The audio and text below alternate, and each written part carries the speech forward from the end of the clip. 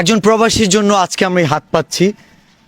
আজ পর্যন্ত এই প্রবাসীরা যে পরিমাণ হেল্প করছে, মানুষের পাশে দাঁড়াইছে, আজকে ঠিক একজন প্রবাস ফেরত অসুস্থ সুজন ভাই, যার বাড়ি ইসলামপুরের ডিগ্রিচর ইউনিয়নের হরিন্দরা গ্রামে, এবং ওনার ভাই আমার সাথে আছে। উনি এত বেশি অসুস্থ, আসতে পারে নাই। আমি একটু জানতে চাই যে উনি কোন দেশে থাকতো?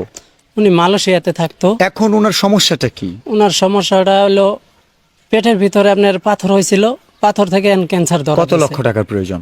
17 লক্ষ টাকা প্রয়োজন। অলরেডি 12 লক্ষ টাকা চলে গেছে। জমি যেটুকু আছিল বেচে 12 লক্ষ। এখন আর বাকি কত? এখন বাকি হলো 10 লাখের মতো বাকি আছে। 10 লাখ টাকা হলে হয়ে যাবে? জি, হয়ে যাবে। ওকে, ফাইন। 10 লাখ টাকা হলে হয়ে যাবে। আমার জীবনে এরকম 10 লাখ টাকা হয়ে যাওয়ার গল্প পূর্ণতা আছে, কিন্তু দুঃখের বিষয় যাদেরকে দিছি আদৌ তারা চিকিৎসার জন্য দেশের মানুষের এই যে আমানত আমাদের কাছে পৌঁছাইছিল, আমরা যে তাদের কাছে দিছি, আদৌ কয় টাকা খরচ করছে, কি করছে, অবশিষ্ট আছে কিনা কিচ্ছু জানান দেয় নাই। বরঞ্চ ইতিমধ্যে ঘটে যাওয়া একটা ঘটনা, যার দরকার 30 লক্ষ টাকা, কিন্তু সে সেটা নিয়ে সন্তুষ্ট না। বিল্লাল ভাই, আমার 8 টাকা কোথায়? এই যে তোমার 8 টাকা, একজন প্রতারক থরসব বিল্লাল, সে যদি একে দিয়ে দেয়, তুমি কি করবা? তুমি কি করবা বলো?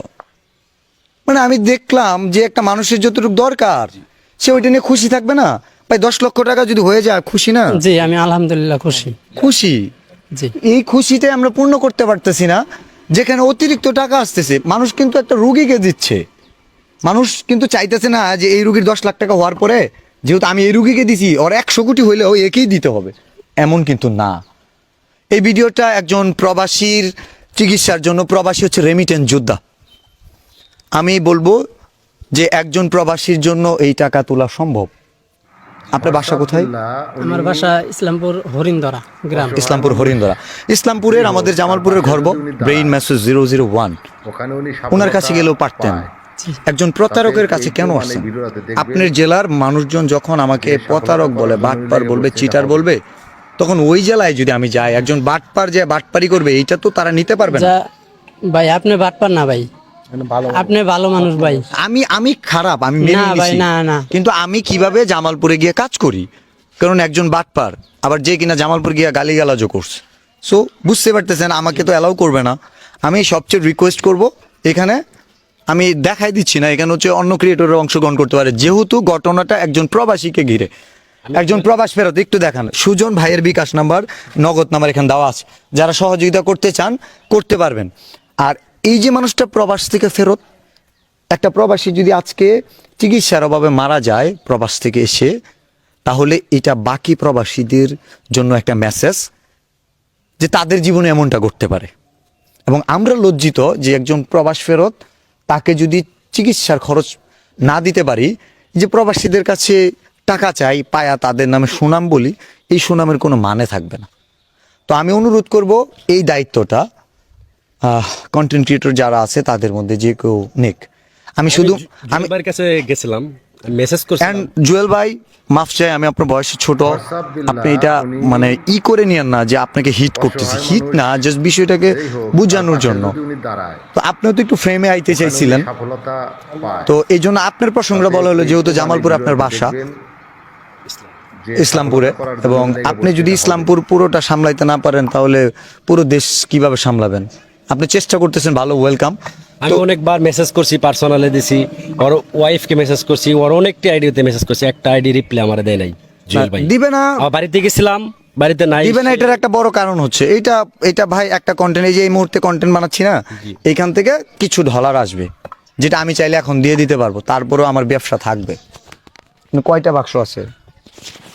এই যে 500 দিলাম, এই যে 500। ওকে, আপনার জাস্ট একটু ফলো দিয়ে দিন। এটা হচ্ছে আমার ফলোয়ারের পক্ষ থেকে। এবং এই ভিডিওতে যারা ফলো করতেছে, এই 500 টাকা তাদের জন্য দিলাম। আমার এই ভিডিওতে যারা লাইক দিয়েছিল, এটা তাদের জন্য দিলাম। আর এই ভিডিওটা যারা দেখছে, আমি এটা তাদের জন্য দিলাম। এবং এই যে আমি দিলাম না, আমি আবার সব বিদেশ থেকে নিয়েই পড়বো। মানে ফেসবুকে যে কোম্পানি আছে না, তারা আমাকে দিয়ে দিব। ব্যাপারটা কি সুদবাত হয়ে গেল। বরঞ্চ অনেক সময় আরো কিছু টাকা থেকে যায়, তো ওই থেকে যাওয়া টাকাটাও মানুষকে দিয়ে দিই। সাবজেক্টটা বুঝছেন? আমি আপনাদের জন্য কিছুই করতে পারলাম না, মাফ চাই আমি। তবে আমি বলবো এই ভিডিওটা শেয়ার করে দিবেন, যেহেতু বিষয়টা একজন প্রবাসীকে ঘিরে। আমরা প্রবাসীদের কাছে ঋণী। একজন প্রবাসী চিকিৎসার অভাবে মারা যাক এমনটা চাই না।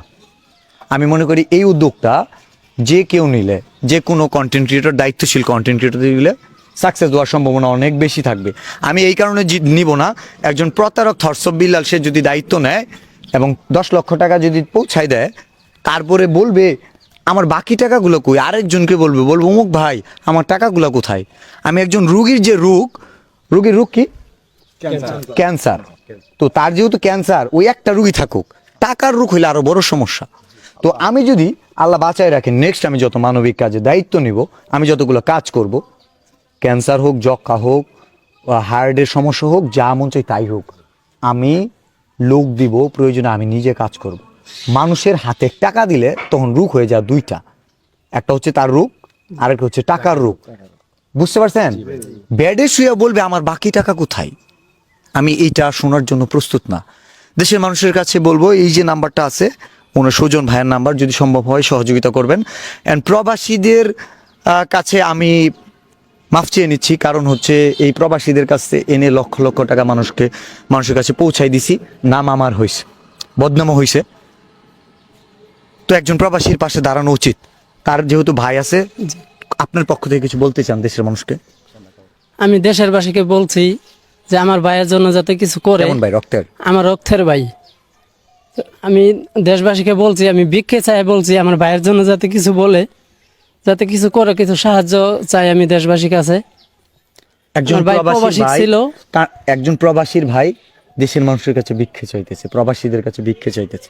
আমার ভাইয়ের 2টা ছেলে মেয়ে আছে, একটা মেয়ে একটা ছেলে।